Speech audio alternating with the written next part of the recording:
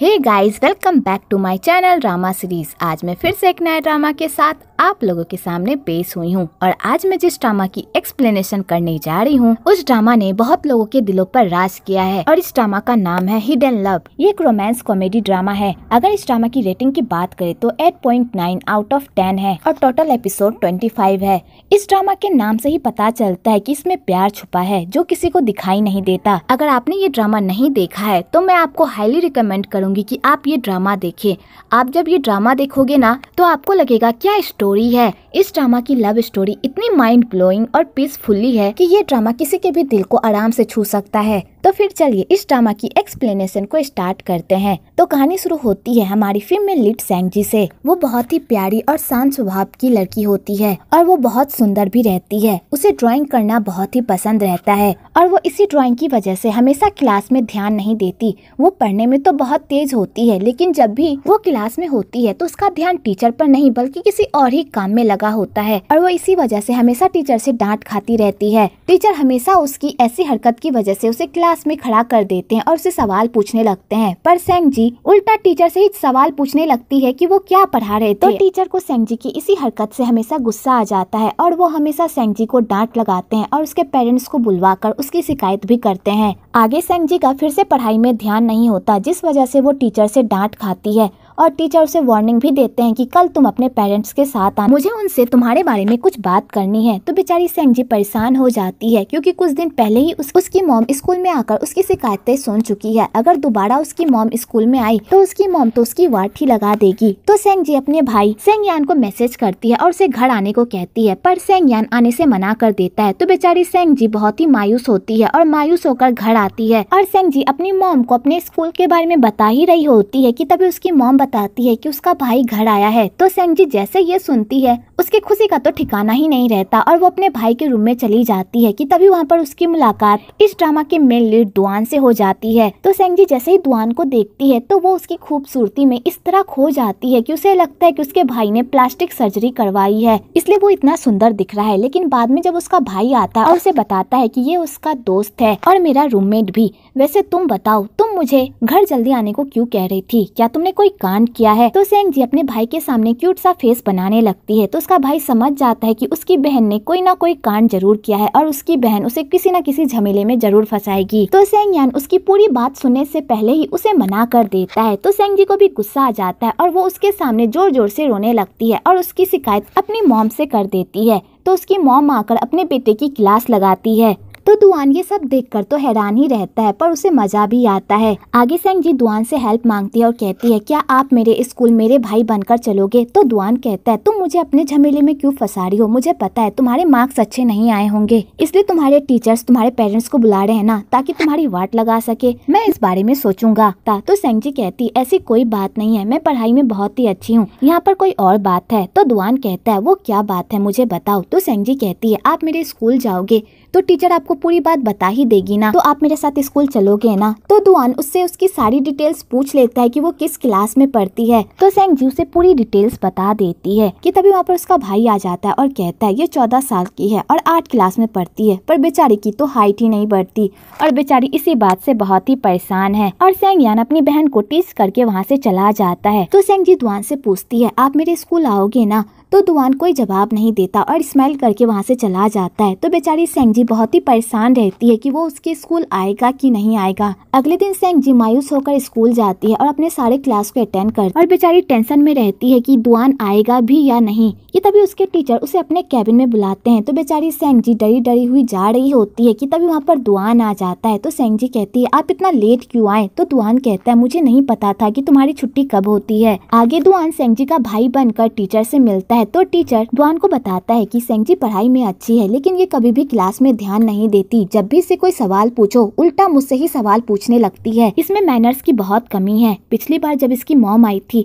तब मैंने उन्हें भी ये बात बताई थी। मुझे भी इसे बार बार टोकना अच्छा नहीं लगता लेकिन अगर इसका इसी तरह का बिहेव रहा तो आगे चलकर ये क्या करेगी। तो दुआन टीचर के सामने सेंग जी की क्लास लगाता है और इस बात को रफा दफा करके सेंग जी को इस प्रॉब्लम से बाहर निकाल लेता है और उसे समझाता है कि उसे अपने टीचर की बात बात माननी चाहिए। अगर वो इसी तरह बिहेव करती रहेगी तो लोग तुम्हारे बारे में क्या सोचेंगे। तुम्हें अपने टीचर से अच्छी बातें सीखनी चाहिए, इसलिए आइंदा से अपने को कोई भी शिकायत करने का मौका मत देना, ठीक है? मुझसे प्रॉमिस करो।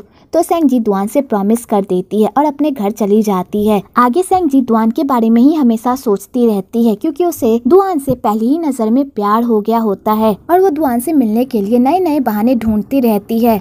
आपको इस ड्रामा में भाई बहन की नोकझोंक भी देखने को मिलेगी, जो कुत्ते बिल्लियों की तरह एक दूसरे से सिर्फ लड़ते ही रहते हैं। ये दोनों एक दूसरे से जितना भी लड़ ले, वो दोनों एक दूसरे से बहुत प्यार भी करते हैं। और इसी तरह कुछ साल बीत जाते हैं और सेंग जी हाई स्कूल में चली जाती है। आगे सेंग यान अपने पापा से कार उधार मांगता है ताकि वो अपना सामान मूव कर सके। तो सेंग जी जैसे ये सुनती है तो उसके दिमाग में एक आइडिया आता है दुआन से मिलने का। तो सेंग जी सेंग यान को कहती है मैं भी तुम्हारे साथ चलूंगी, प्लीज मुझे भी अपने साथ लेकर चलो ना। तो सेंग यान कहता है तुम वहाँ पर जाकर क्या करोगी, वहाँ पर जाकर तुम बोरी हो जाओगी। तो सेंग जी कहती है मुझे भी जाना है, प्लीज मुझे अपने साथ लेकर चलो ना। और सेंग जी जिद करने लगती है तो उसके मॉम डैड भी कहते हैं अगर ये जाना चाहती है तो लेकर जाओ ना। तो सेंग यान कहता है ठीक है, मैं इसे लेकर चला जाऊंगा। अगले दिन सेंग जी अपना स्कूल कंप्लीट करके अपने भाई के कॉलेज आती है। तभी उसकी नजर अपने पापा की कार पर पड़ती है, तो वो उस कार के पास जाती है। तो वहाँ पर उसे एक डॉल मिलता है, जिसे देखकर वो बहुत ही खुश हो जाती है कि तभी उधर से दुआन आता है और यहाँ पर फिर से इन दोनों की मुलाकात होती है।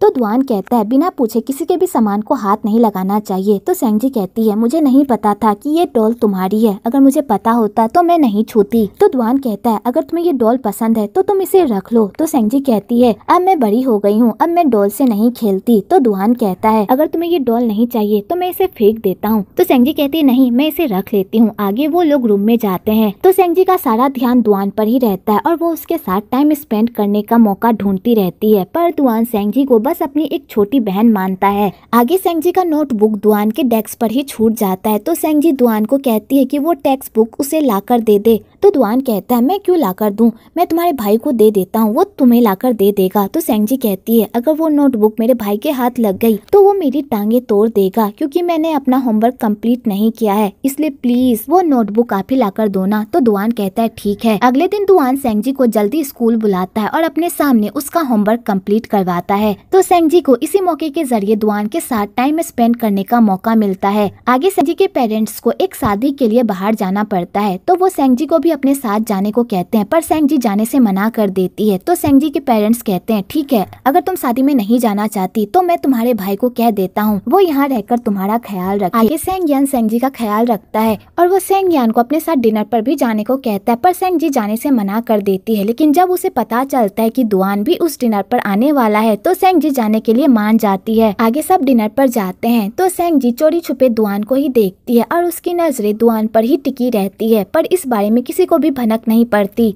आगे सेंग जी के पीरियड्स आ जाते हैं तो वो अपने भाई को इस बारे में बताने की कोशिश करती है, पर उसका भाई उसकी एक बात भी नहीं सुनता और उसे वहाँ पर उतारकर कार पार्क करने के लिए चला जाता है। तो बेचारी सेंग जी इसी हालत में जा रही होती है। तो दुआन ये सब नोटिस करता है और सेंग जी से पूछता है तुम्हारी तबीयत तो ठीक है ना। तो सेंग जी कहती है हाँ मैं बस मुझे बाथरूम जाना है। तो दुआन कहता है चलो मैं ढूंढ देता हूँ। तो सेंग जी कहती है मैं खुद चली जाऊंगी। कि तभी दुआन की नजर सेंग जी के कपड़े पर पड़ती है और उसे पता चल जाता है कि सेंग जी के पीरियड्स आ चुके हैं। तो दुआन सेंग जी को बाथरूम लेकर जाता है और कहता है तुम मेरा यहीं पर इंतजार करना, मैं अभी टिश्यू पेपर खरीद कर लाता हूँ। और दुआन ये कहकर वहाँ से चला जाता है। आगे दुआन सेंग यान को कॉल करता है और उसे बताता है, तो वो दोनों दोस्त मिलकर सेंग जी के लिए पैड खरीदते हैं और दुआन सेंग जी के लिए एक स्कर्ट भी खरीदता है, क्योंकि सेंग जी का स्कर्ट खराब हो गया होता है। आगे वो लोग वो सामान लेकर सेंग जी को पहुंचा देते हैं और इधर दुआन सेंग यान को वहीं पर छोड़कर जाने लगता है। तो सेंग यान कहता है भाई तुम कहाँ चले, तुम भी यहीं रुको ना। तो दुआन कहता है अगर मैं यहाँ रुका ना तो सेंग जी को बहुत ही अजीब फील होगा,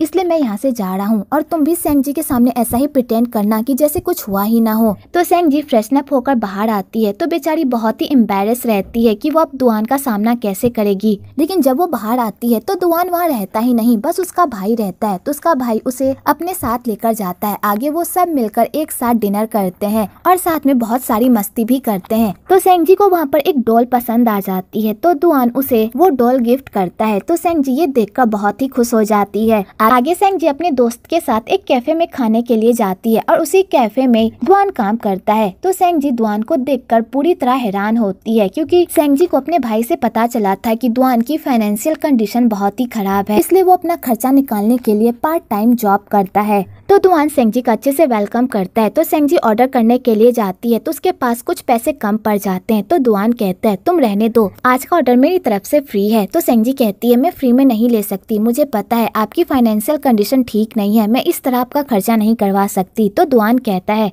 मैं इतना तो अफोर्ड कर सकता हूँ, तुम बेकार की बातें सोचना बंद करो, बस अपना खाना एंजॉय करो। आगे वो दोनों अपना खाना एंजॉय कर ही रहे होते हैं कि तभी वहाँ पर जैंग आ जाता है, क्योंकि आज जैंग का बर्थडे हो और जैंग ने ही उन लोगों को बुलाया होता है अपना बर्थडे सेलिब्रेट करने के लिए। आगे सारे दोस्त मिलकर जैन का बर्थडे सेलिब्रेट करते हैं। तो जैन सबके सामने सेंगजी को अपनी गर्लफ्रेंड बनने के लिए प्रपोज करने ही वाला होता है कि उससे पहले ही सेंगजी जैन के बर्थडे पार्टी को छोड़कर वहाँ से चली जाती है। तो जैन भी सेंगजी के पीछे जाता है और सेंगजी को बता देता है कि वो स्कूल टाइम से ही उसे पसंद करता है और वो चाहता है कि वो उसकी गर्लफ्रेंड बन जाए। तो सेंगजी कहती है अभी हमें इन सब पर ध्यान नहीं देना चाहिए, अभी हमें पढ़ाई पर ध्यान देना चाहिए, अभी हमारी उम्र ही क्या हुई है। और सेंगजी सीधा सीधा जैन को रिजेक्ट कर देती। तो जैन ये सुनकर तो बच्चों की तरह रोने लगता है कि तभी वहाँ पर दुआन आ जाता है, क्योंकि दुआन उन दोनों को अपने कैफे से देख रहा होता है। तो दुआन सेंगजी को समझाता है कि अभी तुम्हारी उम्र नहीं हुई है डेट करने की, इसलिए इस बारे में अभी मत सोचो। तो सेंगजी कहती है अगर आपने हमारी बातें सुनी होगी तो आपने ये भी सुना होगा कि मैं उसे समझा रही थी कि अभी वो पढ़ाई पर ध्यान दे, मैं भी इन सब के खिलाफ हूँ। तो दुआन कहता है हाँ मैंने सुना, लेकिन तुम्हें इस तरह उसे रिजेक्ट नहीं करना चाहिए था, तुम्हें प्यार से उसे समझाना चाहिए था।